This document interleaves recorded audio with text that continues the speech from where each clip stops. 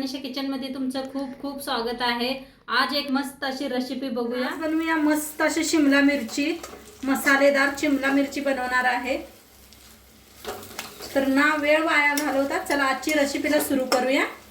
आज एक मस्त अशी रेसिपी शेअर करणार आहे शिमला मिरचीची।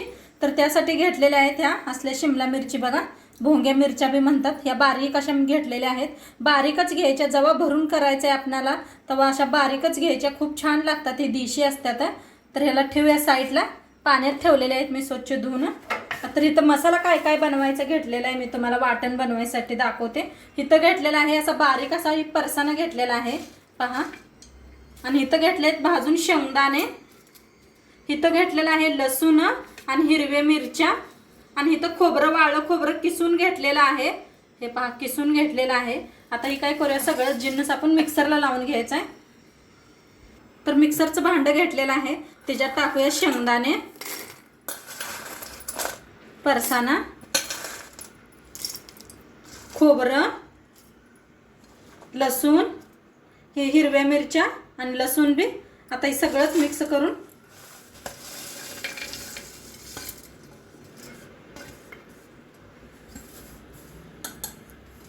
आता ह्याच्यात टाकूया गरम मसाला, घरीच बनवलेला गरम मसाला आहे ही,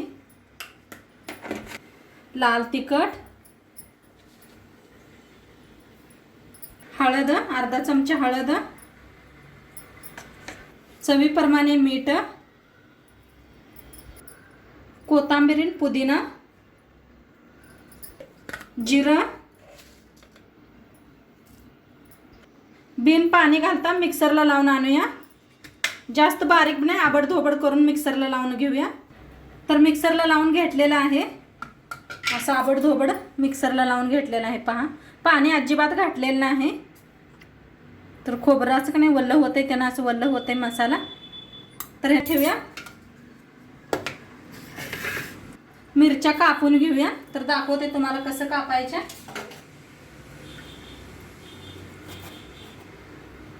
या पद्धतीनं मिरच्या कापून घेऊया।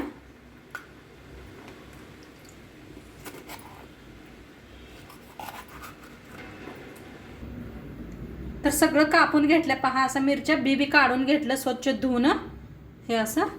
आता याला साईडला ठेवूया आणि जो मसाला बनवून घेतला होता ते एका प्लेटात काढून घेऊया। तर मसाला काढून घेतलेला आहे, त्याच्यात टाकूया कोथिंबीर, थोडंसं तेल ओतूया।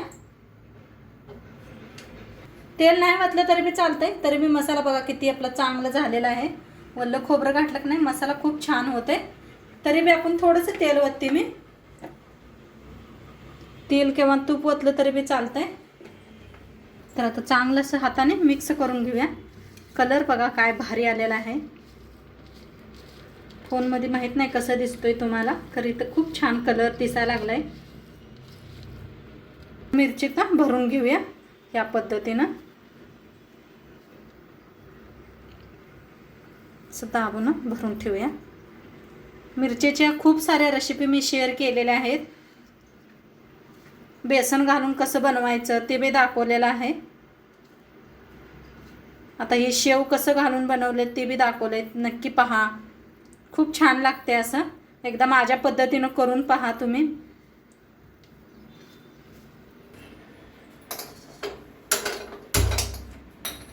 तर भरून घेतलेला आहे, थोडासा मसाला बी आपला उरलेला आहे।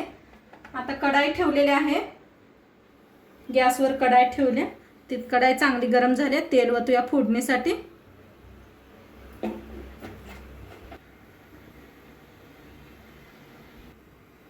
आता तेल चांगलं गरम झाले, त्याच्यात टाकूया अर्धा चमचा जिरं, जिरं चांगलं तडतडायला आले तर त्याच्यातच टाकूया मिरच्या,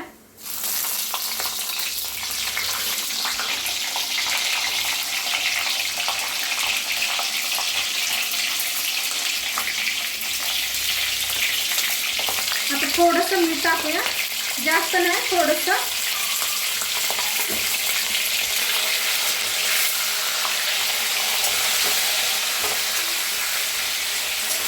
थोडंसं फिरवून घेऊया। हा हा काय भारीच बघा। आता झाकून लावूया आणि थोडंसं वाफ देऊया आपण. तर बघूया आपण. थोड्या वेळच ठेवलं होतं, तर मस्त असं फिरवून घेऊया. छान भाजलेत बघा. आता ह्याच्यातच टाकूया जो आपला मसाला उरला होता ते. काय भारीच. आता चांगलं फिरवून घेऊया. बघा एकच नंबर, मस्तच होते त्याच्या मिरच्या बरं का. तोंडी लावायला खूप छान लागतात ह्या.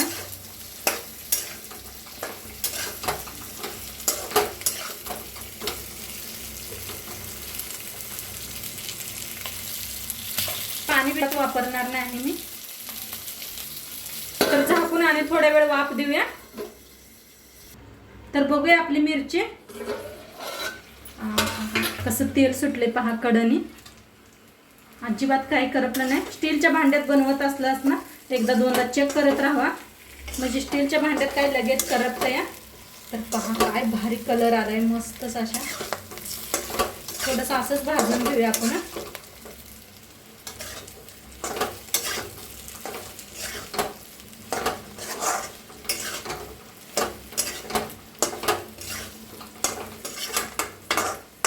मसाला भारी झालाय.